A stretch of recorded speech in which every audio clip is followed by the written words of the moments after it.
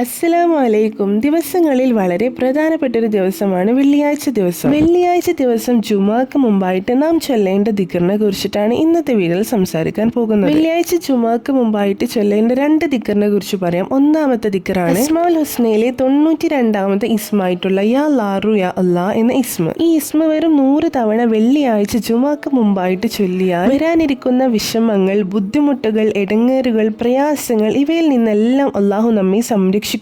ഇനി വെള്ളിയാഴ്ച ജുമാക്ക് മുമ്പായിട്ട് നാം ചൊല്ലേണ്ട മറ്റൊരു ദിക്റിനെ കുറിച്ച് പറയാം. ഈ ദിക്ർ 200 തവണ ശരീരവും വസ്ത്രവും ഒക്കെ ശുദ്ധിയാക്കി നല്ല വൃത്തിയുള്ള സ്ഥലത്തിരുന്ന് സാവധാനമാണ് ചൊല്ലേണ്ടത്. അസ്മാഉൽ ഹുസ്നയിലെ 1ാമത്തെ ഇസ്മായിട്ടുള്ള യാ അല്ലാ എന്നാണ് ഇസ്മ. ഈ ഇസ്മ വെള്ളിയാഴ്ച ജുമാക്ക് മുമ്പായിട്ട് 200 തവണ ചൊല്ലിയാൽ നമുക്ക് എന്തെങ്കിലും പ്രത്യേകമായിട്ടുള്ള ആവശ്യങ്ങൾ ഉണ്ടെങ്കിലൊക്കെ അത് എല്ലാം വളരെ വേഗത്തിൽ തന്നെ നിറവേറി കിട്ടുന്നതാണ്. ഒരു രോഗിയാണ് ഈ ഇസ്മ ചൊല്ലുന്നതെങ്കിൽ അയാളുടെ രോഗം വരെ മാറുന്നതാണ്. ഈ 2 ഇസ്മകളും എല്ലാവരും മറക്കാതെ പതിവാക്കട്ടോ.